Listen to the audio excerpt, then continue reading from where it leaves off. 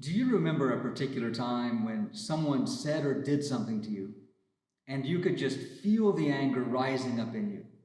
You couldn't think clearly, your body tensed up, and you reacted in a way that did not reflect an inner disposition of peace and quiet. Do you remember suddenly experiencing an intense lustful desire or an impulse to eat too much, even though acting on these inclinations would, in the end, bring discomfort instead of lasting satisfaction or joy to your body and your soul? Remember that your primary diagnosis is death. You suffer from the condition of death in your soul and in your body. The deficiency in your experience of the uncreated life-giving energy, that is divine grace, provides the broken, chaotic, imbalanced environment within you that encourages the rise of the passions. The passions are unnatural movements in your soul. They may feel perfectly natural, but this is delusion. For an addict, giving into the addiction may seem natural and may bring temporary pleasure, but the passions drive the one controlled by the addictive desires into deeper emptiness and despair. Then again, the passions lead the suffering human being to give into the same hurtful desires presented to the mind as a solution to the problem. The solution is a lie, hiding again a temporary pleasure that evaporates, leaving a damaged soul and body thrown down and suffering once again. The sinful passions are foreign to a healthy soul.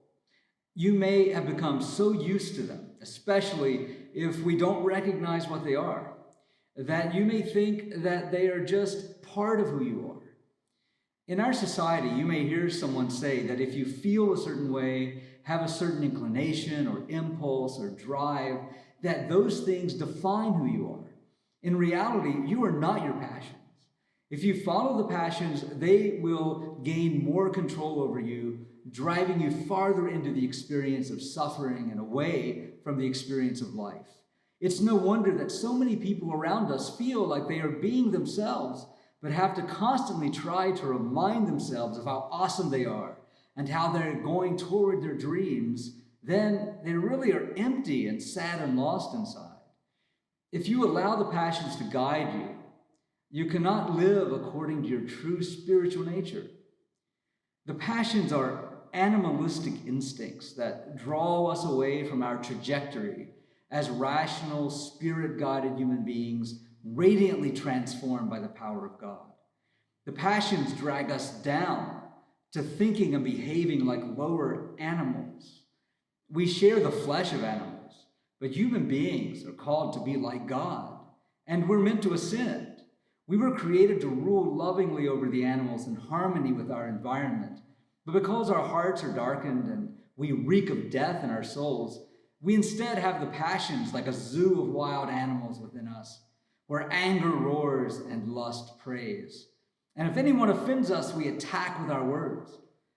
If we wish to be messengers of peace to the environment around us, we need to bring peace to the animals within. You have a choice. Obedience like a lower animal to the dangerous passions, which will lead you toward death-cultivating thoughts and behaviors. Or obedience to the healing, transforming natural impulses, which will keep you in the stream of the divine will, that will move you toward growth and maturity, greater health in your soul, and toward the fulfillment of your personal potential and purpose in this life.